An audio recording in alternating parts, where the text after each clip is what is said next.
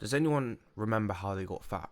Was it over a day or like a few months where you got fat?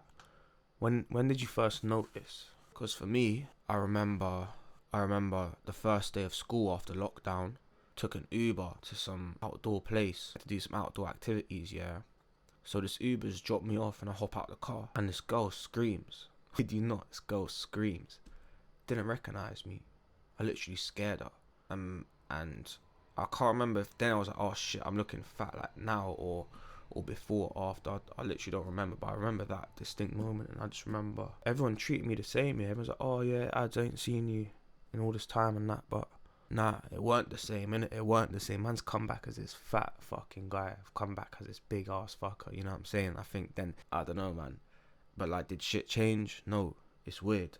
It's weird, and this is the problem I'm trying to solve today, man. How to even, why did that happen? You know, I think weight gain, like obese is a symptom. You know, it's a side effect of bad mental health, and the same way people, you know, get hooked on gambling, get hooked on this as coping mechanisms, you know, to escape reality. Getting hooked on unhealthy foods, comfort meals is gonna result in weight gain. You understand? So, unconscious eating habits make you fat. Okay, this is the title of the video. Unconscious eating habits make you fat. And it came to me, you know, ever since I've taken more of a focus on meditation and mindfulness, you know, and being in the present. You know, everyone's heard, you know, benefits of meditation, stuff like this. But, you know, the fact that mindfulness offered a solution to the problems I was having in life, you know, a direct solution, direct path, I decided to take it seriously, implement it, make it a proper habit. Mindfulness is now a full-on habit for me. So I don't know anything about you, but I used to never practice mindfulness, and now I'm an everyday mindfulness believer. It's important to me. It's the same as hitting the gym. It's the same as learning, studying. Mindfulness is one of them habits. The same as brushing your teeth. For me, it's one of them habits. And the point of making it a habit is really, just to summarize, I'm not really sure how I can summarize it in one sentence, but it is keep staying present, really, not being in your mind 24/7. So let me just run through this. Sorry, this is a bit all over the place, you know. I'm just thinking back to my experiences and just thinking the best way I can word it, really. So being present simply means you're out of your head and you're fully conscious. Okay, you're fully in the conscious. You're not in your head. The second you start entering your mind and start thinking, you're out of the present and you are now less conscious than before. You understand? When you're daydreaming, when you're pondering, and the second you, like, the human function when we leave consciousness, like when we completely out of consciousness, is sleep, obviously. So what the point I'm trying to make is, consciousness is a spectrum, and you can decide how conscious you want to be. You understand?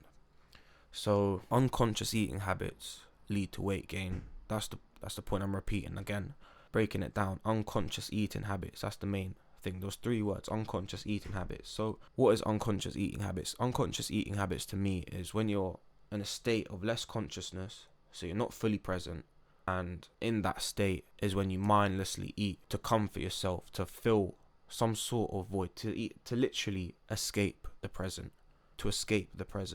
And I think whatever this is, this could be due to anything, but it really leads down to bad mental health. Something could be causing you bad mental health, and this is a side effect of bad mental health. So the reason you practice mindfulness is to get your brain back to a normal level, back to like when you was a kid.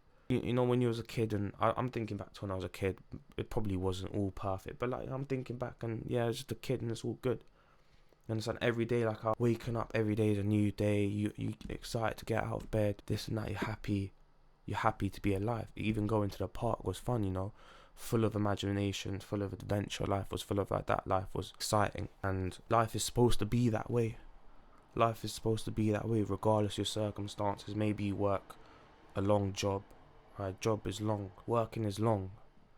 Yeah, maybe you're in school. Alright, school is long. I hear it, and that could all be factors to affecting your mental health. And maybe that's why you want to escape the present. Maybe that's the reason for escaping the present. I remember there's a lot of pressure on you, you know, there's a lot of pressure on you at a young age, you know, when you're 16, You got GCSEs, then further 2 years you can take A levels, and then university. It never really ends. So I always use the present as a means to an end, and that's really how my parents made it out to me as well. Because I did have shit I wanted to do, like reselling business and that, but my parents were like, oh, just get these A levels out the way, then you're free to do whatever. And you probably heard the same thing before. Realistically, like, look, there's no such thing as getting the A levels out the way. That the time is gonna come, alright. That time is gonna come. And using the present as a means to an end, as a means to just getting past them, like just waste all them days to getting past the A levels and you're free. That's bullshit way of living. Bullshit way of living. The way to live is experience every moment. You know that, right? You've probably come to some sort of conclusion that life is about experiences, great experiences, or life is about as many experiences as possible. But the only way to experience as many experiences as possible is if you're present in every single one, in every single experience. So there's no such thing as good or bad experience. There's no such thing as be present in only every good experience, because then you missed out on half the experiences first of all, if it was good or bad, and that's not full life. You understand contradiction? And secondly, that's basically it. Yeah, there's no point labeling it as well. Don't put a label on things is another thing that's important about that's like another side of presence and life and stuff, putting a label on things, having an identity and stuff. I'm not going to get into that now, but it is important, and it is important. I think I should get onto it. Your identity. So using the present as a means to an end. Okay, so you studying, for example. Studying to me now is normal. Big age of 21, it's normal now. I just have to accept it as a part of my life. The earlier you accept that studying and exams and revision is going to be a part of your life, the better. If I accepted that at 14, if someone just told me, look, this is how it goes, but if you do extremely well, you're set for life. That's kind of what they say, but also like you're young and you just don't give a fuck and this kind of shit. Yeah, so these are all factors like to bad mental health that can contribute to bad mental health, and relating to the point, unconscious eating habits. So we've all got vices, okay, coping mechanisms, regardless what it is. Okay, you know yourself better than yourself. You can deny it. For me, I'm not gonna hot myself up, alright? But yeah, we've all got these vices, alright? And these vices, these coping mechanisms are a side effect of bad mental health. So by practicing mindfulness, you should in turn improve your mental health, and in turn be more conscious, and you'll stop these unconscious eating habits. You understand? Being conscious will cure your unconscious eating habits that made you fat. That's the point I'm getting to. By being more present, by being more conscious, you will stop having these unconscious eating habits. You won't be in that state. Okay, so think about it as a spectrum. On the bottom is sleep, you're unconscious, and at the top you're present. You're somewhere below present, in your head somewhere, in your mind somewhere. Maybe insecure, maybe something's bothering you, maybe your ego was affected. Okay, regardless of what it is, or it's just subconscious, okay? It's subconscious, it's in your subconscious, right? And that's when it will happen, okay? Maybe you're satisfying a craving, whatever it is. So by practicing mindfulness, you should be able to stay in the present for longer and longer and longer. The more you practice mindfulness. When do you stop? Never. You practice this for your whole life. This is it. This is a lifetime thing. So how do you do it? What's the easiest way? Look, I remember watching vids years ago about the same shit. Tried it, didn't work. Tried it again. Life's still shit. Still going through battles. Still having poor mental health and this kind of shit. What really helped me was going through it firsthand, obviously. But that's the long way, That's the long way. And I don't regret it at all. But by watching this vid, you're picking up my wisdom. Because I've been through, some shit that I had to learn from.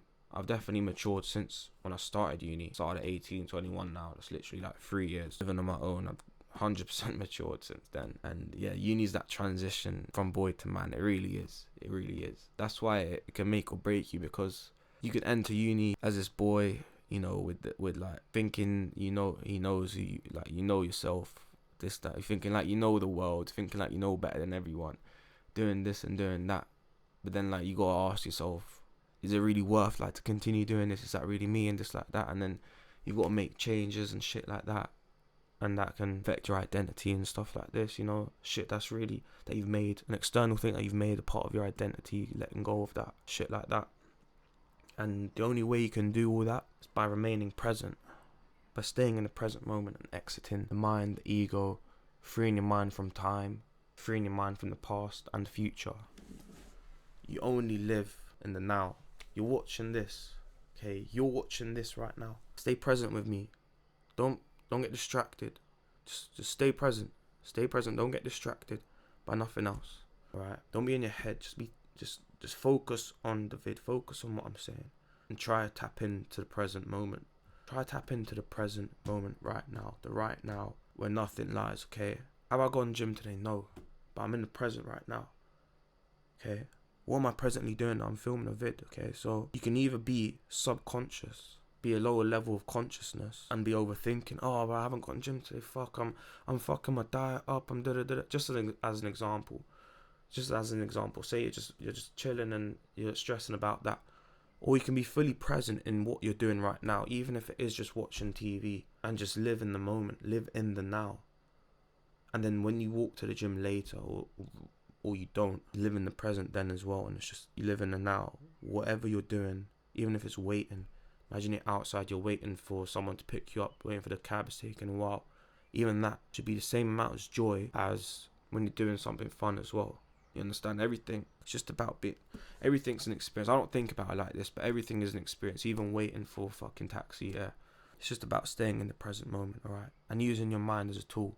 You don't use a hammer to build the whole house. Hammer's a tool. Your mind ain't you. I really think like when you die, yeah, you ain't, you know what I mean? Like, you ain't just this body, innit? You ain't just the body, innit? Like, your essence, yeah, whatever gives you life lives on, innit? I believe that, innit? So like when you die, for example, I really think that's like freedom, innit? That's like freedom from the body, and whatever happens, innit? But yeah, I'm linking the spirituality with the weight loss, because weight gain, you're not gonna be able to fix a tap. Like, it's trying to fix, like, you've got a tap that's spewing water out, and like you got a hole in the bucket, and it's just like, there's no way, you know what I mean? There's no way fixing that situation. You gotta just mend the bucket first, I guess. I don't know, man.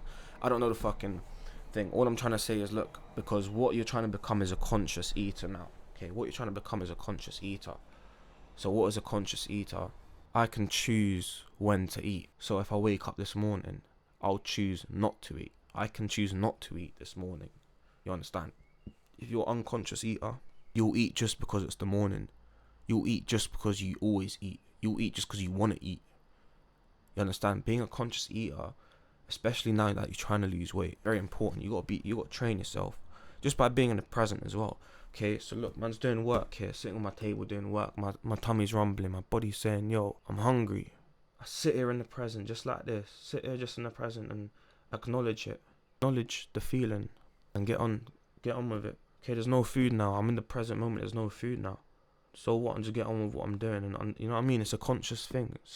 It's a conscious thing. So weight loss is linked to being present. Okay, if you can't be present, then yeah, if you can't be present, that is the cause of your weight gain.